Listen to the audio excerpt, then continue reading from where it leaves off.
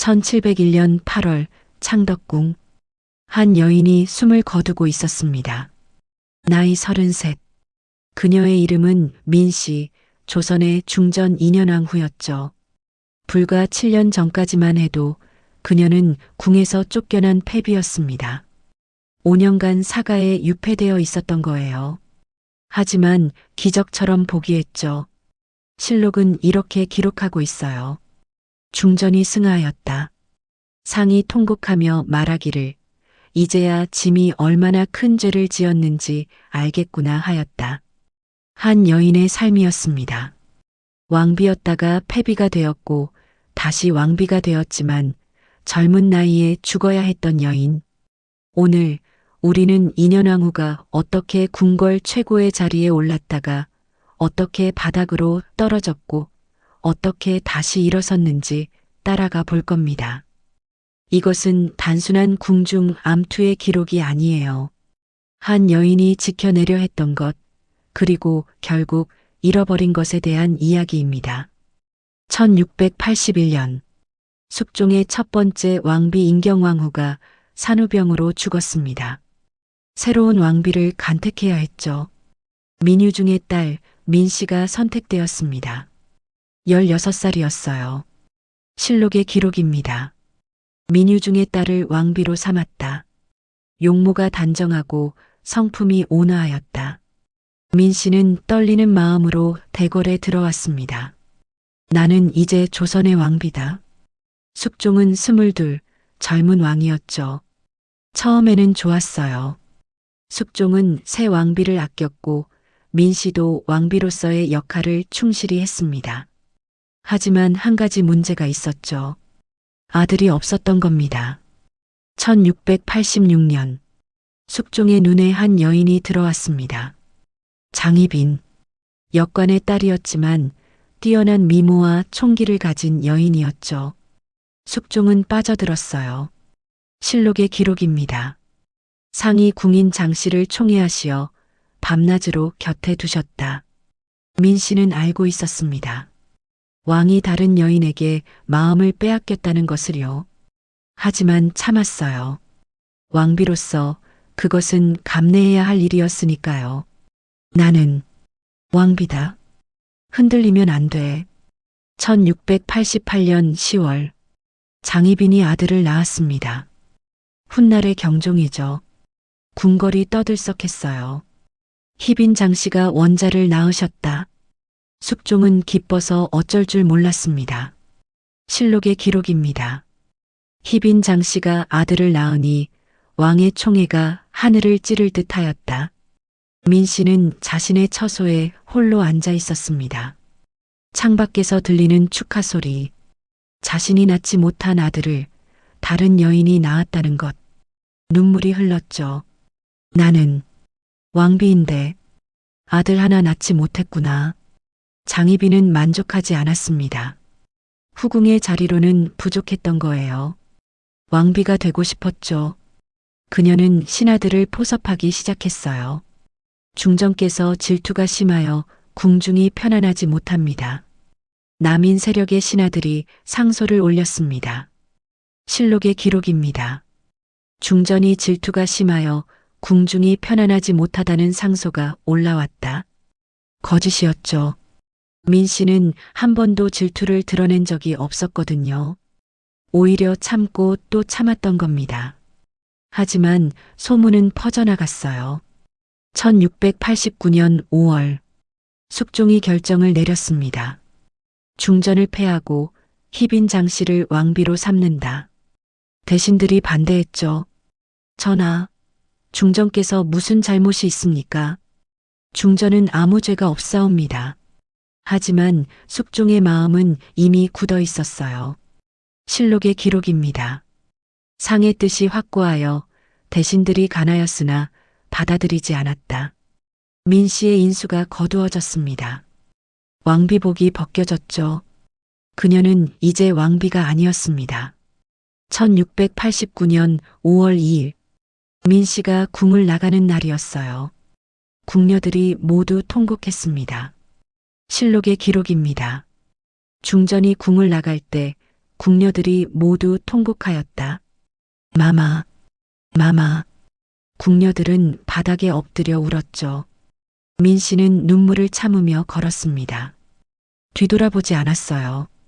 뒤돌아보면 무너질 것 같았거든요. 나는 이제 중전이 아니다. 이제 나는 아무것도 아니야. 대문을 나서는 순간 민 씨는 뒤를 돌아봤습니다. 궁궐이 보였죠. 자신이 8년간 살았던 곳, 왕비로서 머물렀던 곳, 이제 다시는 돌아올 수 없는 곳. 민 씨는 아버지 민유중의 집으로 돌아갔습니다. 사가, 좁고 초라한 집이었어요. 궁궐과는 비교도 안 되는 곳이었죠. 실록의 기록입니다.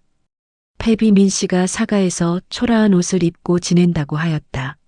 한때 조선 최고의 여인이었던 사람이 이제는 아무도 찾지 않는 패비가 되어 있었던 겁니다. 민 씨는 하루하루를 견뎠어요. 아침이 오고 해가 지고 또 아침이 왔습니다. 하지만 아무 일도 일어나지 않았죠. 이것이 내 인생의 끝인가? 그 사이 궁에서는 장희빈이 왕비의 자리에 올랐습니다. 실록의 기록입니다. 희빈 장씨를 왕비로 책봉하였다. 장희빈은 승리했죠. 자신이 원하던 모든 것을 얻었던 겁니다. 왕비의 자리, 왕의 총애, 그리고 왕자. 하지만 그녀도 알고 있었어요. 민 씨가 살아있는 한 나는 불안하다. 민 씨는 병들어갔습니다. 실록의 기록입니다. 전 중전이 병환이 깊다 하나 아무도 문병을 가지 못하게 하였다. 아무도 찾아오지 않았죠.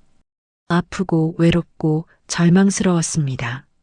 내가 무슨 잘못을 했단 말인가. 5년. 민 씨는 5년을 그렇게 보냈어요. 죽지도 못하고 살지도 못하는 삶이었던 겁니다. 1694년. 사건이 터졌습니다. 장희빈이 무당을 불러 저주 구슬했다는 것이 발각된 거예요. 실록의 기록입니다. 희빈 장씨가 무당을 불러 전 중전을 저주하는 인형에 바늘을 꽂았다. 목격자가 나타났죠. 저는 보았습니다.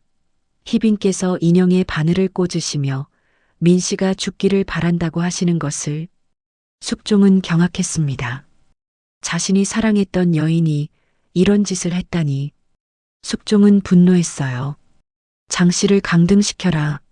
당장. 실록의 기록입니다. 상이 크게 노하여 희빈을 강등시키고 패비 민 씨를 복위시켰다. 기적이었죠. 5년 만에 복위. 1694년 4월 12일. 민 씨가 다시 궁으로 돌아왔습니다. 실록의 기록입니다. 민 씨를 다시 왕비로 삼았다. 백성들이 환호하였고 대신들이 축하 상소를 올렸다. 궁녀들이 눈물을 흘리며 맞이했어요. 마마께서 돌아오셨습니다. 민 씨는 궁궐을 바라보았습니다. 5년 만에 다시 보는 궁궐. 나는 돌아왔다. 다시 왕비가 되었어. 하지만 기쁨보다는 허무함이 먼저 밀려왔죠. 5년. 그 세월 동안 겪었던 고통과 절망. 그것이 사라지는 건 아니었으니까요. 1701년. 장희빈의 저주 사건이 다시 문제가 되었습니다. 신하들이 상소를 올렸어요. 희빈 장씨를 사사해야 합니다. 중전의 병환이 깊어지는 것도 저주 때문이옵니다. 실록의 기록입니다. 희빈의 저주로 인해 중전께서 병환이 깊어졌다는 상소가 올라왔다. 숙종도 고민했죠. 장씨를 죽여야 하는가. 민 씨는 복잡했습니다. 장희빈을 미워했죠. 자신을 패비로 만든 여인. 5년의 고통을 안겨준 여인. 하지만 동시에 경종의 어머니이기도 했어요. 그녀를 죽이면 경종은 어미 없는 아이가 되는 거야. 민 씨는 망설였습니다. 하지만 신하들의 압박은 거셌어요. 그리고 숙종도 결정을 내렸죠. 1701년 10월 10일 장희빈에게 사약이 내려졌습니다. 실록의 기록입니다. 희빈에게 사약을 내렸다.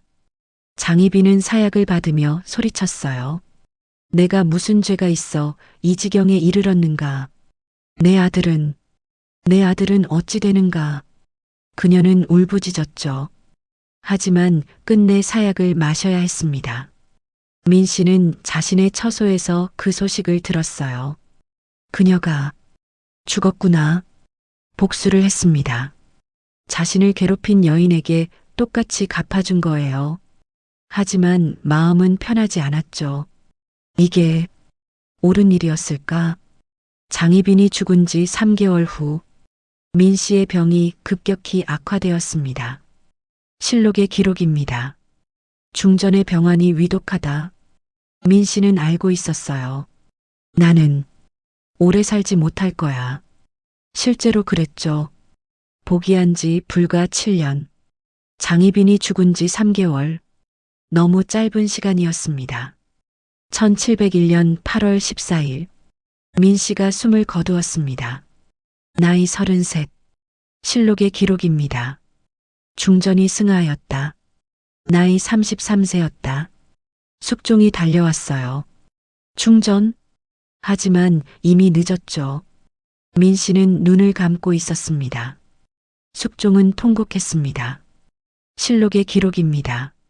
상께서 통곡하며 말하기를 이제야 짐이 얼마나 큰 죄를 지었는지 알겠구나 하였다. 너무 늦은 후회였죠. 민 씨가 죽고 난 후 궁궐은 조용했습니다. 그녀가 걸었던 복도, 그녀가 앉았던 방, 그녀가 바라보았던 정원, 모든 것이 그대로였어요. 하지만 그녀는 없었죠. 궁녀들은 조용히 울었습니다. 마마, 얼마나 힘드셨을까요? 그 고통을 홀로 견디셨을 거예요. 민 씨는 왕비였지만 행복하지 않았습니다. 사랑받지 못했고 아들을 낳지 못했고 패비가 되었다가 포기했지만 결국 젊은 나이에 죽어야 했던 겁니다. 2년왕 후 민 씨, 1667년에 태어나 1701년에 죽었습니다. 34세 짧은 생이었죠. 그녀는 왕비였다가 패비가 되었고 다시 왕비가 되었습니다. 조선 역사상 유일하게 복이한 왕비였어요. 하지만 복위 후 7년 만에 세상을 떠났죠. 그녀의 삶은 무엇이었을까요? 왕비로서의 자리, 그것은 그녀를 지켜주지 못했습니다. 복수? 그것은 그녀에게 평화를 주지 못했어요. 명예? 그것은 너무 늦게 돌아왔죠. 한 여인의 비극이었습니다. 하지만 단순한 개인의 비극은 아니었어요. 그것은 제도의 비극이었죠. 왕비라는 자리가 얼마나 불안한지 보여주는 비극이었습니다. 그리고 사랑의 비극이었어요. 사랑받지 못한 왕비, 아들을 낳지 못한 여인, 결국 모든 것을 잃은 사람의 이야기였던 겁니다. 인현왕 후는 묻습니다. 왕비의 자리가 무슨 의미가 있나요? 사랑이 없다면 복수를 했지만 왜 마음이 편하지 않은 걸까요? 나는 무엇을 위해 살았던 걸까요? 우리는 그 질문을 기억해야 합니다. 그리고 답을 찾으려 노력해야 하죠. 그것이 인현왕후를 기억하는 진정한 방법일 겁니다.